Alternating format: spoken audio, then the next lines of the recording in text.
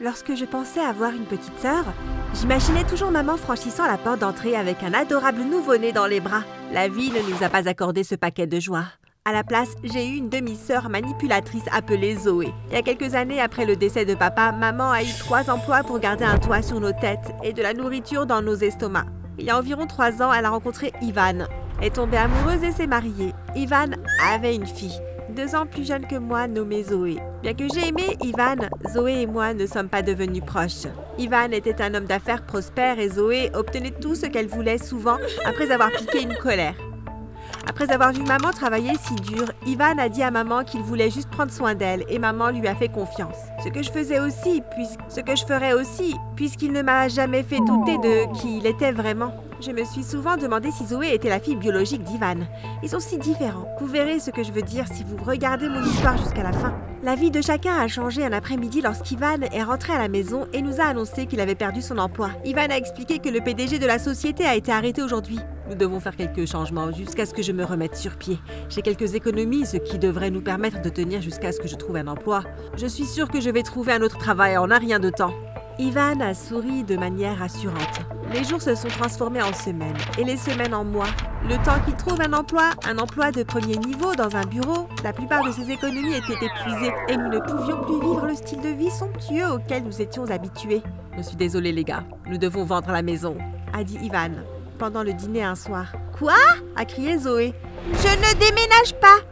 Peut-être que si je retourne travailler, nous pourrons garder la maison. J'ai travaillé avant, donc je peux le faire à nouveau. Ivan a souri et a serré la main de maman. J'ai promis de m'occuper de toi et de Monique. Je serai capable de tout gérer une fois que nous serons dans un endroit plus petit, avec moins de factures à payer. Maman a acquiescé. Maman a décidé de faire un vide-grenier. Le problème avec ça, c'est que beaucoup de mes affaires ont été vendues, mais Zoé a pu garder tout ce qu'elle possédait. Maman a dit que je savais ce que c'était que de se priver, mais pas Zoé. Et en tant que famille, nous devons faire des sacrifices les uns pour les autres. Nous avons emménagé dans la plus petite maison environ une semaine plus tard. Heureusement, je n'ai pas eu à partager une chambre avec Zoé. 6 mois après l'embauche d'Ivan, la société a réduit ses effectifs et Ivan a perdu son emploi. Cette fois, sa relation avec maman n'a pas été épargnée. Ils ont commencé à se disputer beaucoup et Ivan a fini par demander le divorce. Et lui et Zoé ont déménagé. La première année a été difficile, mais maman et moi n'avons pas abandonné. Maman a trouvé un emploi dans une entreprise de fourniture de beauté, tandis que je travaillais dans un fast-food après l'école. J'ai obtenu mon diplôme à l'école secondaire et j'ai travaillé jusqu'à l'université. J'ai rencontré Anthony à la bibliothèque de l'université et nous avons commencé à sortir ensemble. Maman a gravi les échelons et a fini par être promue manager. 7 ans ont passé avant que Zoé ne revienne dans la vie de maman. Un soir, pendant le dîner, maman m'a raconté que Zoé lui avait rendu visite au travail avec son fils, âgé de 4 ans, et qu'elle les avait emmenés déjeuner. J'ai dit à maman que je ne voulais pas que Zoé vienne et qu'elle devait arrêter de la voir. J'ai prévenu maman que Zoé lui ferait tout perdre si elle ne faisait pas attention. J'avais l'impression d'être le parent. Je peux voir maman passer du temps avec Zoé ne menant qu'à de mauvais choix. Mais maman avait un faible pour Zoé. En nettoyant le bureau un après-midi, j'ai remarqué un document pour une voiture. Maman a acheté une voiture. En poursuivant la lecture du document, mon estomac s'est retourné. L'autre signature sur le document était celle de Zoé. J'ai décidé de garder mes sentiments à ce sujet pour moi parce que maman aurait justifié pourquoi Zoé avait besoin d'une voiture. Un après-midi en rentrant du travail, j'ai reçu un appel d'un numéro inconnu. Bonjour, bonjour. Monique, c'est Zoé. Ta mère est ici. Elle est tombée et semble s'être blessée à la hanche. Il faut que tu viennes la chercher. Quoi? Pourquoi ne peux-tu pas l'emmener à l'hôpital? Après tout, elle t'a acheté une voiture toute neuve. Ai-je craché? Oh, tu as découvert ça? Joey, mon fils, sort bientôt de l'école maternelle et je ne peux pas le déposer et le récupérer à temps si j'emmène ta mère jusqu'à l'hôpital. Tu te moques de moi, là?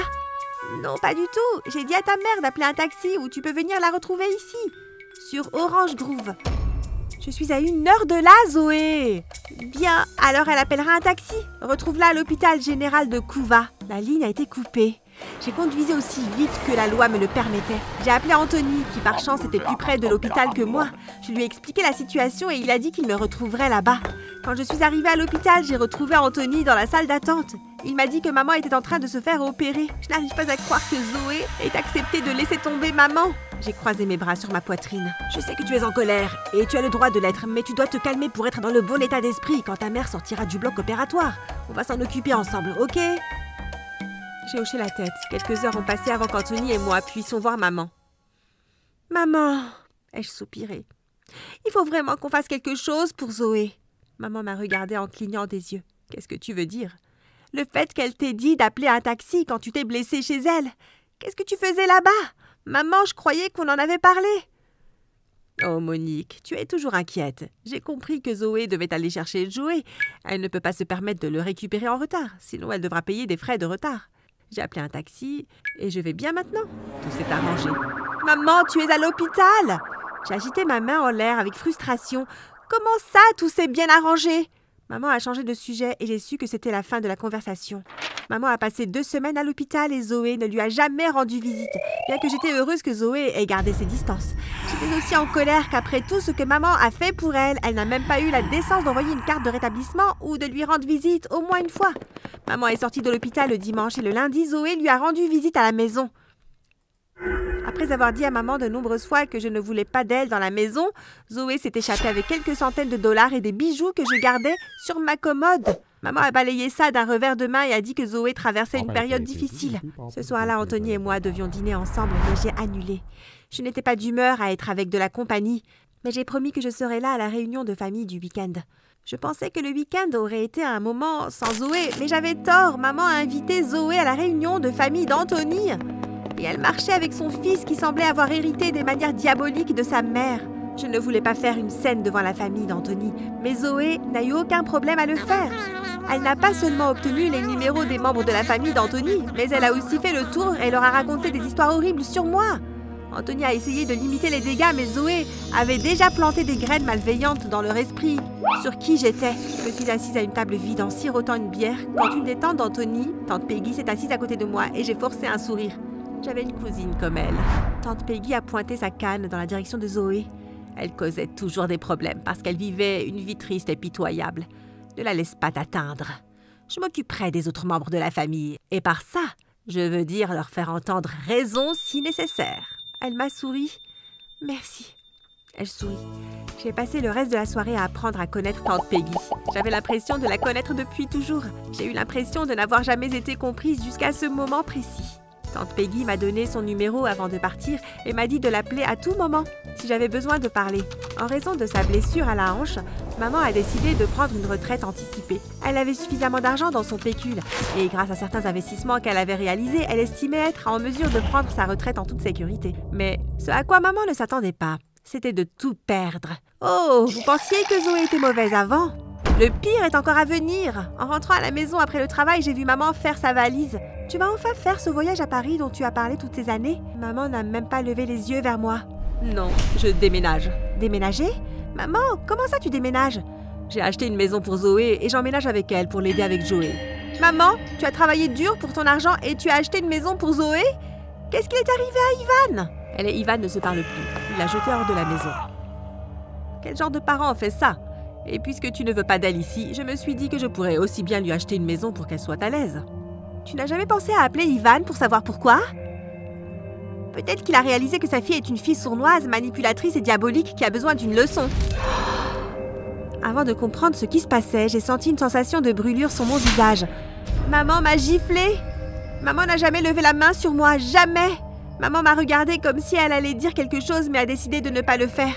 Blessée par la réaction de maman, je suis restée dans ma chambre jusqu'à ce que je sois certaine qu'elle avait quitté la maison. Dès qu'elle est partie, j'ai appelé Anthony et lui ai demandé de passer à la quincaillerie pour acheter de nouvelles serrures.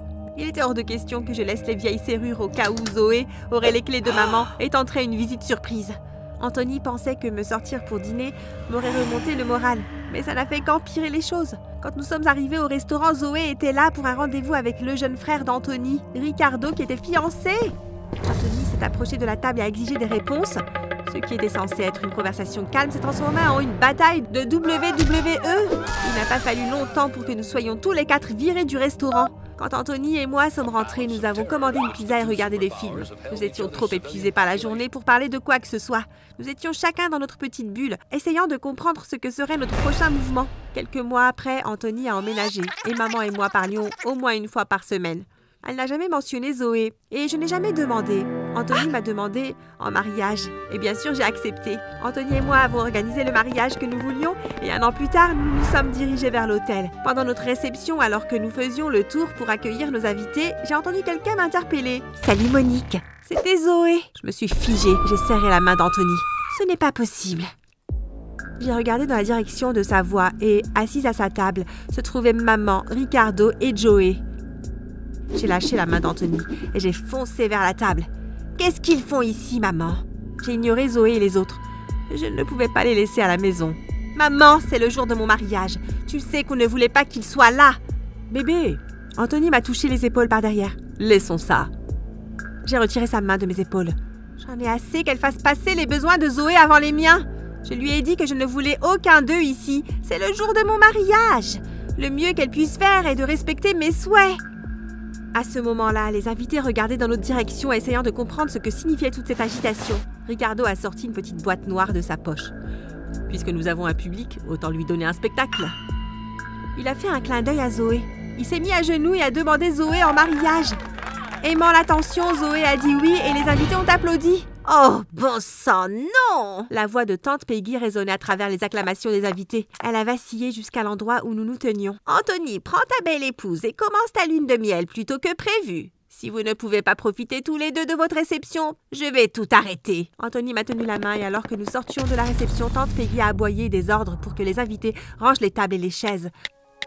Tante Peggy nous a envoyé un message le lendemain pour nous dire qu'elle avait envoyé toute la nourriture à la soupe populaire. Anthony et moi avons passé 2 semaines à Trinidad. Je ne voulais presque pas retourner à la réalité, mais je savais que tôt ou tard, je devais retourner au travail, à la vie réelle. Quand nous sommes rentrés à la maison, maman était assise sur le porche avec ses affaires. « Maman, que fais-tu ici? Que s'est-il passé ?» J'ai couru vers elle. J'ai essayé d'ouvrir la porte, mais les clés ne marchaient pas. J'ai ouvert la porte rapidement et Anthony a apporté les affaires de maman à l'intérieur pendant que je préparais quelque chose à manger pour nous. Elle m'a dit qu'elle était assise là depuis la veille au soir. Elle a dit que Zoé l'avait mise à la porte car elle avait engagé une nouvelle nounou pour garder Joey et que maintenant qu'elle et Ricardo allaient se marier, elle n'avait plus besoin d'elle pour quoi que ce soit. Cette nuit-là, j'ai pleuré jusqu'à ce que je m'endorme. Je savais de quoi Zoé était capable, mais la façon dont elle traitait maman me faisait toujours mal. Anthony et moi avons décidé de déménager de la maison et de laisser maman rester dans sa maison. Nous avons commencé une nouvelle vie dans un nouveau pays et nous sommes heureux depuis. J'aime maman, mais je ne pourrai jamais la faire changer d'avis sur qui est Zoé. Je m'inquiète que maman soit si proche de Zoé. Mais Anthony m'a rappelé que je dois vivre ma vie et que je dois permettre à maman d'en faire autant. Parfois, il faut laisser les gens faire leurs propres erreurs et espérer qu'un jour, ils en tireront des leçons. Tout le monde a murmuré et m'a regardé fixement. Le professeur secouait la tête et je pouvais entendre les gens chuchoter. « Oh mon Dieu! Pourquoi personne ne m'écoute? » « S'il vous plaît, suivez-moi, mademoiselle Annie, » a dit monsieur Ali, notre professeur de mathématiques, en m'attrapant par le bras et en me faisant sortir de force du hall d'exposition. Nous avons été escortés par quelques autres enseignants jusqu'au bureau de la principale avant qu'ils ne s'arrêtent tous, me laissant avec notre principale en colère. Elle m'a lentement dévisagée en commençant par mon front jusqu'aux ongles de mes orteils. Je n'arrivais pas à tenir le combat de regard, alors j'ai regardé mon bras et je l'ai frotté. Monsieur Ali m'avait serré si fort qu'il avait laissé la marque rouge de ses doigts sur mon bras. « Mademoiselle Annie, je n'ai pas de mots. » Elle a soupiré. Des larmes ont coulé de mes yeux. Tout ce que je voulais, c'était d'être jolie. Et maintenant, ça? Tu as été expulsée de cette école avec effet immédiat. Emballe tes affaires personnelles, pars et ne reviens jamais. Elle m'a tendu une lettre et m'a dit « Donne ceci à tes parents comme explication. Tu peux partir maintenant. » J'ai récupéré la lettre et j'ai couru jusqu'à ma classe. « Dieu merci, elle est encore vide !» ai-je soupiré. J'ai ramassé tous mes effets personnels et j'ai quitté l'école en colère. « Ils sont stupides !» ai-je pensé. « Ils n'ont absolument aucune idée de ce qu'ils viennent de perdre. » J'ai décidé de passer un peu de temps au parc avant de rentrer à la maison, puisque mes parents ne seraient pas rentrés à la maison de toute façon. Je me suis acheté un cornet de glace et je me suis assise sur la balançoire pour réfléchir et pleurer. Je me suis souvenue de tout cet embarras et je n'arrivais pas à croire qu'une telle chose m'était réellement arrivée. Je me souviens d'avoir été escortée jusqu'au bureau du principal par monsieur Ali, qui m'aimait beaucoup auparavant, mais qui maintenant me tenait le bras comme si j'étais la pire personne à avoir jamais existé sur Terre. Je pensais que la directrice m'aimait aussi, mais elle m'a donné cette lettre si rapidement que je ne l'ai même pas vue la taper ou l'imprimer. Avait-il des brouillons de lettres d'expulsion? Et si c'était le cas, tout ce qu'elle avait à faire était de mettre mon nom ou celui de mes parents? Je ne l'ai pas vu écrire quoi que ce soit. Je ne l'ai pas vu sceller une lettre non plus. Quelque chose n'allait vraiment pas, mais je n'avais pas le temps d'y penser maintenant. Je devais être à la maison avant mes parents pour être la première personne à leur annoncer la nouvelle. Comment dire à tes parents que tu t'es fait virer de l'école juste parce que tu étais trop jolie? Salut, je m'appelle Annie, mais avant c'était Anna. J'ai changé mon nom en Annie à cause des mauvais souvenirs que me rappelait le nom Anna. J'aimerais savoir ce que vous en pensez. Quel nom préférez-vous et pourquoi? Anna ou Annie? Une fois que je vous aurai raconté mon histoire, vous comprendrez pourquoi. J'ai choisi de modifier légèrement mon prénom et je suis sûre que vous respecterez ma décision. Avant de poursuivre, dépêchez-vous de liker cette vidéo, de vous abonner à cette chaîne et d'activer les notifications de publication pour être toujours au courant. Ça a commencé dans mon ancien lycée, Old Trafford High. On m'appelait la nulle de la classe parce que je ne ressemblais pas aux autres filles. J'étais un peu ronde et mes parents m'ont fait porter ces bretelles à l'allure bizarre colorée. Mes camarades de classe m'ont donné un surnom, Anna l'arc-en-ciel, et ils l'utilisaient toujours pour se moquer de moi. « C'est Anna l'arc-en-ciel qui arrive vers toi !» Quelqu'un criait chaque fois que j'entrais dans la classe et tout le monde éclatait de rire. Les professeurs n'ont jamais essayé de les empêcher de m'intimider, au contraire, ils trouvaient cela divertissant et rejoignaient souvent les élèves pour rire. J'étais victime d'intimidation et d'insultes. J'ai été obligée de faire les devoirs de beaucoup de gens, de porter les livres des filles populaires en marchant derrière elles, de nettoyer les chewing-gums usagés sous les bureaux des gens avec mes soi-disant dents de couleur arc-en-ciel et tant d'autres choses irritantes que vous ne pouvez même pas imaginer. À une occasion particulière, le gars le plus populaire de l'école m'a amené devant la classe, m'a donné une brosse et m'a demandé de montrer à la classe comment je brossais mes dents de couleur arc-en-ciel. Il m'a assuré que la brosse était propre et qu'il voulait juste savoir si je le faisais différemment. J'ai dit que non, mais toute la classe a insisté pour que je le prouve. Et j'ai dû le faire. J'avais tellement peur et je tremblais. Mais j'ai mis la brosse dans ma bouche et j'ai commencé à me brosser les dents. Après l'avoir fait pendant quelques minutes, tout le monde a commencé à applaudir et à rire. Ils ont scandé « Anna l'arc-en-ciel utilise une brosse à toilette sale pour se brosser les dents. Elle est si gênante. Je n'arrivais pas à y croire. Mes camarades de classe m'avaient donné une brosse à toilette sale et m'avaient fait la mettre dans ma bouche. Un professeur était en classe pendant que tout cela se passait et il n'a pas pris la peine de faire quoi que ce soit. J'ai jeté la brosse. Je me suis rincé la bouche avec de l'eau et du savon. J'ai pleuré un peu, puis je suis retournée à ma place. Que pouvais-je faire d'autre? Personne ne se souciait de moi. Quand je suis rentrée à la maison, mes parents ont vu mon visage rouge et enflé et m'ont demandé ce qui s'était passé. Je leur ai dit « J'ai de bonnes nouvelles, Anna. » Mon père a commencé. J'ai été promue. Nous déménageons de cette ville pour un meilleur endroit. Nous allons avoir une plus grande maison et 2 voitures. Et tu sais quelle est la meilleure nouvelle? A-t-il demandé. Qu'est-ce que c'est? Ai-je crié. Je n'en croyais pas mes oreilles. C'était la meilleure nouvelle que j'avais entendue de toute ma courte vie. On peut enfin se permettre de t'offrir un appareil dentaire invisible. Plus de trucs bizarres couleur arc-en-ciel en métal sur tes belles dents. J'étais si heureuse que j'ai commencé à verser des larmes. Ça va, Anne, a dit ma mère en se rapprochant. Je sais ce que tu ressens. Je sais ce que tu as vécu à l'école et nous en sommes désolés.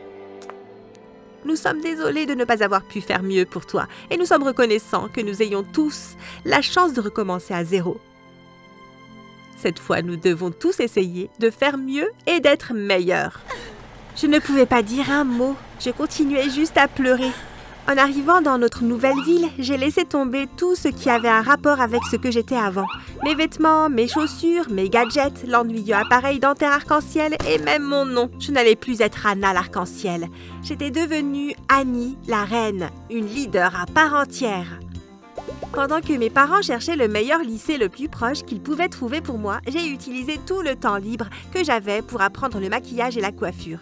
J'ai changé mon régime alimentaire et je suis devenue très régulière au sport.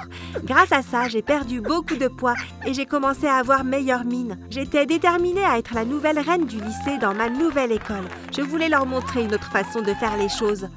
Lorsque j'ai mis le pied dans le couloir le premier jour d'école, tout le monde s'est arrêté et m'a dévisagé alors que je marchais dans le couloir avec grâce. Je leur ai fait un sourire et un signe de tête, confirmant toutes leurs pensées et croyances.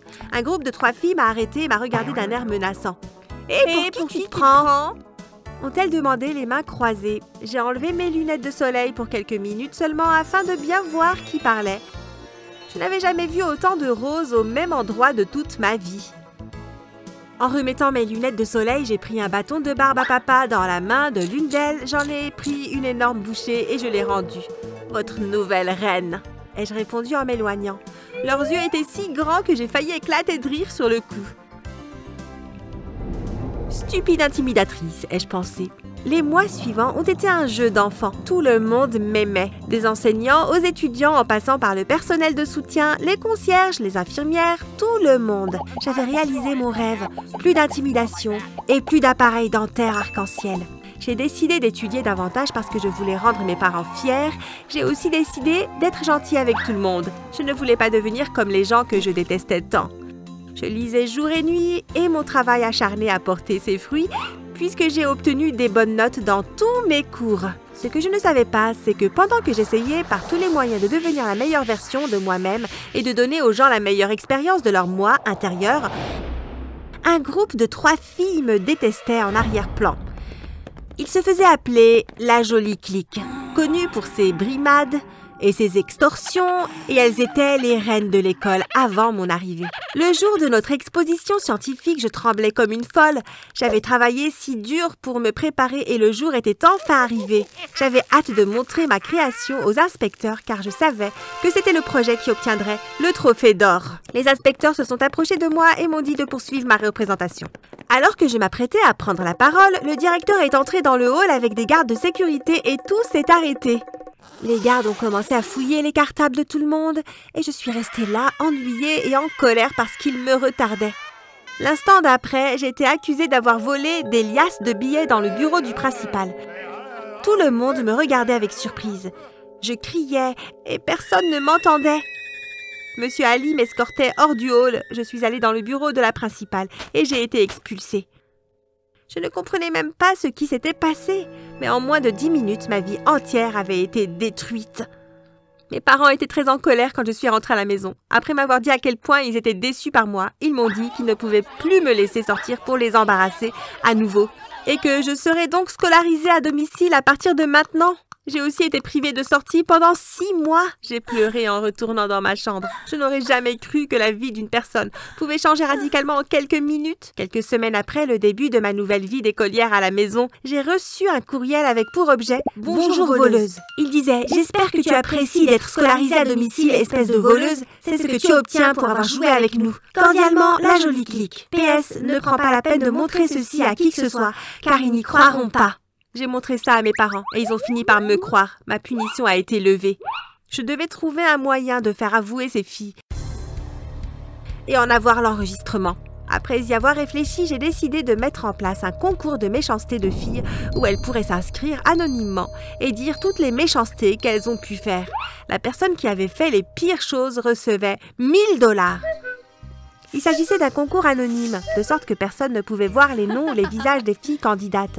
Ce que personne ne savait, c'est qu'il s'agissait d'un plan spécial conçu par moi-même pour faire avouer la Jolie Clique. J'ai mis en place un système secret pour enregistrer leurs visages et leurs voix pendant qu'elles confessaient leurs différents crimes.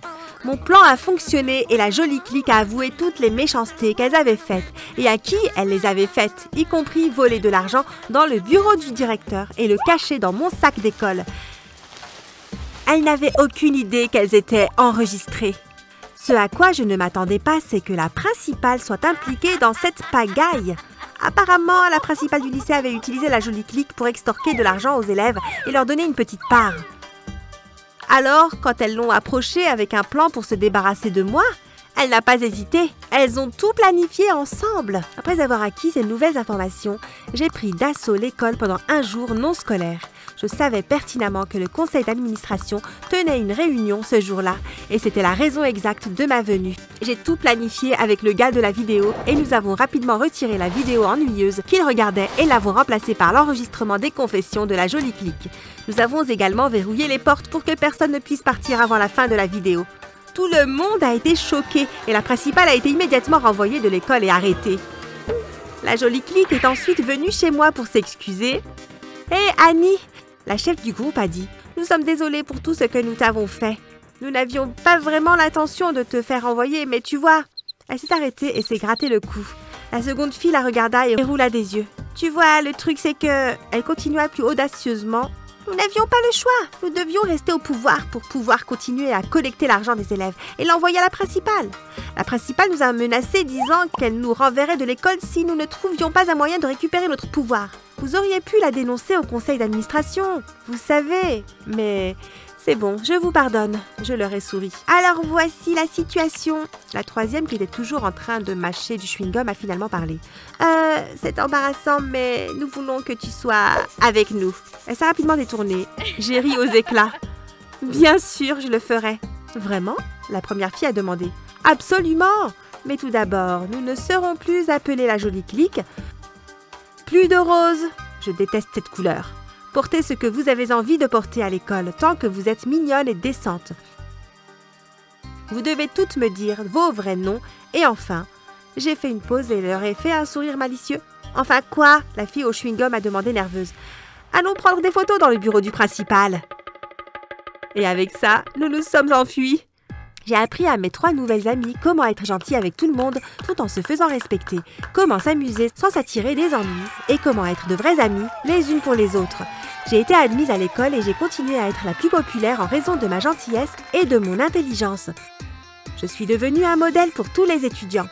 Aimez cette vidéo et abonnez-vous à notre chaîne si cette histoire est bien. Assurez-vous de regarder une autre vidéo sur notre chaîne après celle-ci. Et avant de partir, dites-moi qui est, selon vous, la pire personne dans cette histoire. L'ancienne directrice de ma nouvelle école, la jolie clique, Monsieur Ali, ou tout le monde dans mon ancienne école. Au revoir! Comment ça, je ne peux pas sortir avec lui? Pourquoi vous êtes si méchants avec moi? J'ai crié sur mes parents. Nous ne sommes pas méchants avec toi. Pourquoi êtes-vous si difficiles, vous les adolescents?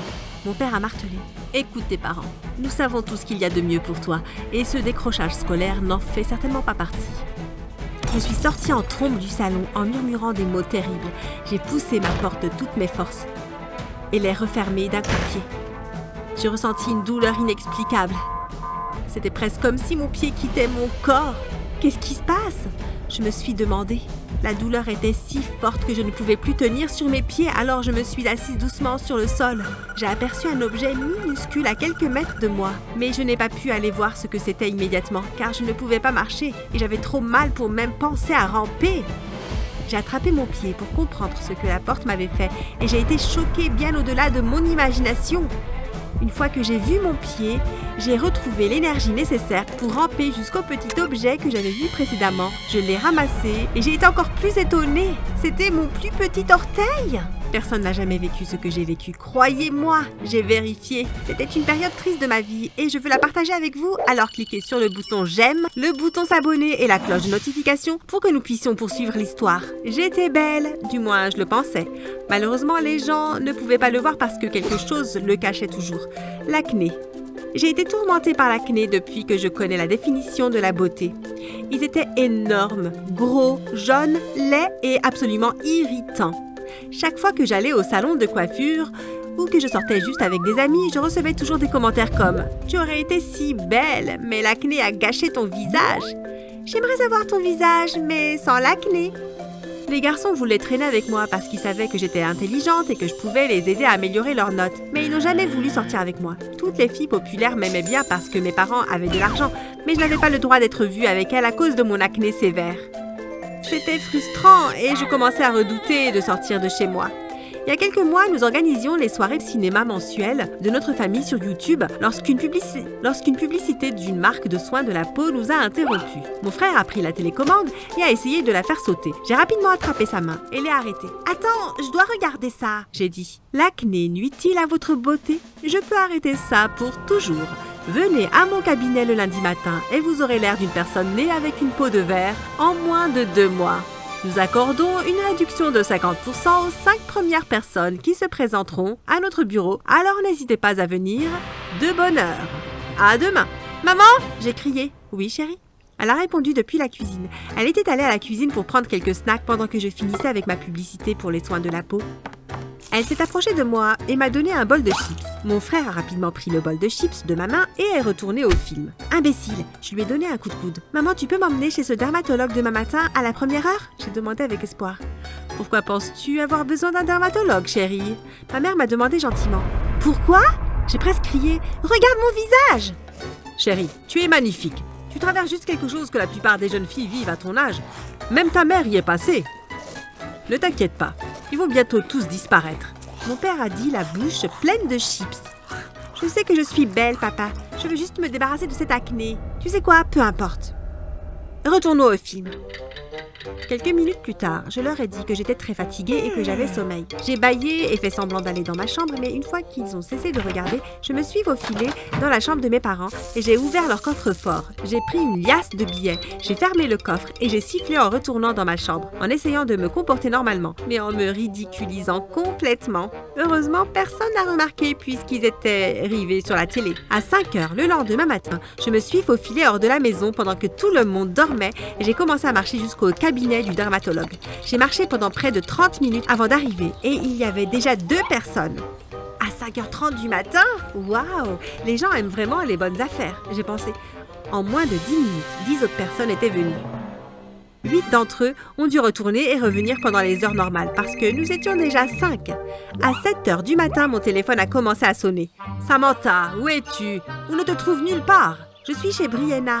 Elle a une urgence de code de fille, alors je me suis précipitée ici. Ses parents nous ont déposés à l'école après ça, donc je suis déjà en classe. » Mon père a compris ce que signifiait le code des filles. Il n'allait pas demander quelle était l'urgence. Il savait que je ne pouvais pas lui dire. Il ne savait pas quoi dire. « Eh bien, Dieu merci, tu es en sécurité. » Il soupira. J'ai levé les yeux et les 4 dames me fixaient. L'une d'elles a dit « Je ne savais pas que tu étais au lycée !» Et nous avons toutes éclaté de rire. Elles étaient toutes plus âgées que moi. Le bureau a ouvert à 9h et après les dames qui m'ont précédée, on m'a finalement laissé entrer. « Bonjour, mademoiselle Samantha. J'ai vu le formulaire que tu as rempli. Tu ne manques pas l'école. » Mes parents comprennent à quel point cette procédure est importante pour moi, alors ils me laissent venir. « Ok. » a-t-elle dit sans avoir l'air convaincue. « Tu peux m'appeler Docteur Derma. » Docteur Derma? Oui, mademoiselle Samantha. Comme Derma pour dermatologue? Oui, mademoiselle Samantha. Et votre vrai nom? C'est mon vrai nom, mademoiselle Samantha. D'accord. À ce stade, cette dame me faisait déjà peur et je voulais rentrer chez moi. Mais je voulais vraiment cette solution de peau en verre que le docteur Derma vendait, alors je suis restée.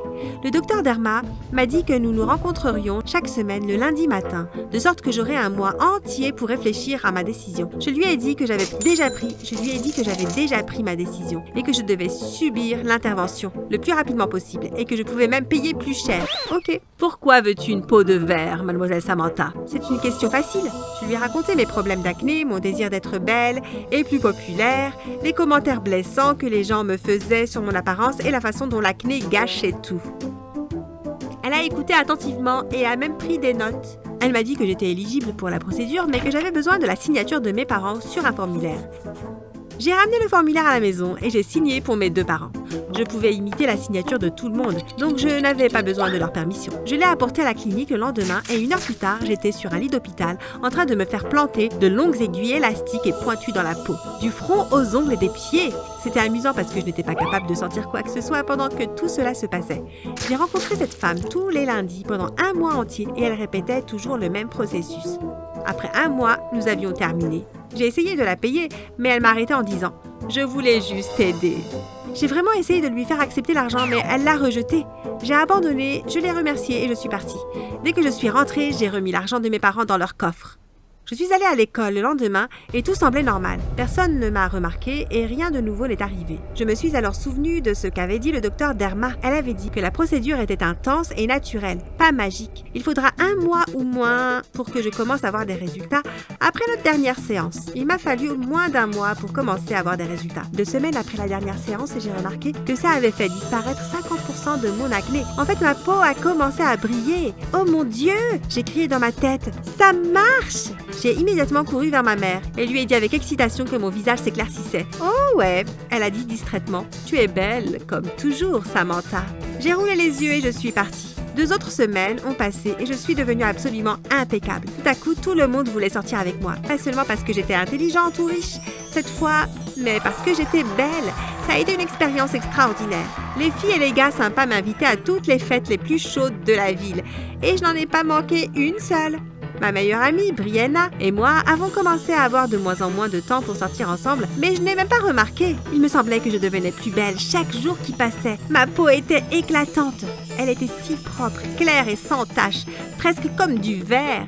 Je n'arrivais pas à croire que j'avais reçu ce traitement de la peau gratuitement. J'avais tout ce que j'avais toujours voulu maintenant. La beauté, la popularité, l'éclat et l'argent. Mais il manquait une chose très importante dans cette équation. Un petit ami. J'étais la fille la plus sexy et la plus populaire de l'école maintenant. Tous les gars me voulaient, donc tout ce que j'avais à faire était d'en choisir un. Pour une raison quelconque, les garçons de mon lycée ne m'ont jamais attirée. Ils me semblaient simplement trop enfantins. Je n'ai accepté aucune de leurs propositions parce que je voulais quelque chose de plus dangereux et c'est exactement ce que j'ai obtenu lorsque j'ai rencontré Travis. Je rentrais seule de l'école quand une Tesla est passée devant moi et a fait marche arrière jusqu'à ce qu'elle soit juste à côté de moi. La vitre du conducteur s'est ouverte et c'est ainsi que j'ai rencontré mon nouveau petit ami. Travis a abandonné le lycée lorsqu'il a réalisé que le dropshipping pouvait faire de lui un millionnaire et il avait raison.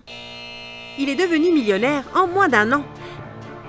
Mes parents n'appréciaient pas qu'il ait abandonné ses études, alors ils l'ont renvoyé de la maison quand je l'ai invité à dîner et lui ont dit de ne jamais revenir. J'étais tellement en colère contre eux que j'ai couru directement dans ma chambre et j'ai frappé la porte de toutes mes forces, comme vous l'avez déjà compris. Et c'est comme ça que j'ai perdu mon plus petit orteil. Je l'ai jeté par terre parce que j'étais effrayée et il s'est complètement brisé. Je ne voulais pas conclure que ce que je pensais était réel, alors j'ai décidé d'essayer quelque chose. J'ai utilisé un marteau pour frapper un autre de mes orteils et il a craqué. J'étais plus qu'abasourdie. Je me transformais en verre. J'ai poussé un cri très fort. Mes parents ont accouru pour voir ce qui se passait et ont réalisé qu'il me manquait un orteil. Ils ont également vu mon orteil fêlé. Que diable se passe-t-il? Mon père a demandé. Il était évident qu'il était déjà en mode panique. Je leur ai tout dit. Ils ont dit qu'ils allaient faire arrêter le docteur, mais je leur ai expliqué qu'ils ne pouvaient pas car elles pensaient que j'avais leur permission. Ils étaient furieux. Tu as volé notre argent, imité notre signature, manqué l'école et même subi une intervention qui a changé ta vie sans notre permission. Jeune fille, une fois qu'on t'aura soignée, je crois bien que tu seras punie à vie. Ma mère s'est indignée et a soufflé. Mes parents ont dit à mon directeur ce qui s'était passé et m'ont renvoyé à l'école. Fais attention maintenant, chérie, pendant que nous essayons de trouver un remède pour toi. Ma mère a frotté ma tête en quittant l'école. Je suis arrivée en classe et tout le monde me regardait bizarrement. Les gens m'évitaient comme si j'avais la peste. Pendant l'heure du déjeuner, j'ai cherché Brianna et lui ai demandé ce qui se passait. Elle m'a dit que le principal avait tout raconté par rapport à la peau de mon corps de verre et qu'il ne voulait pas l'attraper. Elle est rapidement partie après me l'avoir dit. Je suppose qu'elle ne voulait pas l'attraper aussi. Mais qui pourrait la blâmer? Je l'ai abandonnée pendant un long moment. Je suis sûre qu'elle ne voulait plus être amie avec moi. J'ai envoyé un SMS à Travis. Je lui ai dit de me retrouver à un autre endroit pour qu'on puisse traîner ensemble. Il a répondu avec « Tu ne sais pas que cette relation est terminée? Je ne peux pas sortir avec quelqu'un qui a une maladie. S'il te plaît, ne me contacte plus. » Waouh, juste comme ça. Mes parents sont venus me chercher après l'école. Sur le chemin du retour, on m'a dit que la clinique du docteur Derma avait été fermée pour pratique illégale et préjudiciable. Elle a fui la ville avant d'être arrêtée et personne n'a pu la retrouver depuis. J'ai fondu en larmes. J'allais être en verre pour toujours. J'ai couru directement dans ma chambre dès que nous sommes arrivés à la maison et j'ai donné un coup de pied dans la porte de toutes mes forces. À nouveau, les vieilles habitudes ont la vie dure. Cette fois, mon pied entier s'est brisé. Je me suis assise sur le sol et j'ai pleuré. J'ai supplié pour retrouver mon ancien visage plein d'acné et mon corps normal. J'étais prête à faire n'importe quoi. Juste à ce moment-là, mon miroir a commencé à bouger comme une rivière. Quelqu'un en est sorti. C'était le docteur Derma. Elle s'est avancée vers moi, s'est penchée et m'a pincé la joue. J'espère que tu as appris de cette expérience, mademoiselle Samantha. Tes parents t'ont toujours dit que tu étais belle. Et ils avaient raison. Ton acné n'a jamais empêché les gens de t'aimer. Il ne vous a pas non plus empêché d'avoir de vrais amis. La beauté n'est pas tout. L'amour, oui. Le bonheur aussi. Et tu as toujours eu tout ce dont tu as eu besoin. Et avec ça, elle est retournée dans le miroir et le miroir est devenu normal. J'étais tellement abasourdie que je n'ai rien pu dire. J'ai regardé mon corps et j'étais à nouveau normale. Mon pied et mon orteil étaient de retour. J'ai couru vers le miroir et j'ai remarqué que mon acné n'était pas revenu non plus. J'ai beaucoup appris de cette expérience et je veux juste que tu saches que vous êtes beau et belle comme vous êtes. Il n'y a pas de norme de beauté en dehors de celle que les humains comme nous créent. Et si vous voulez changer quelque chose à votre corps, assurez-vous que c'est pour vous seulement et pas pour quelqu'un d'autre.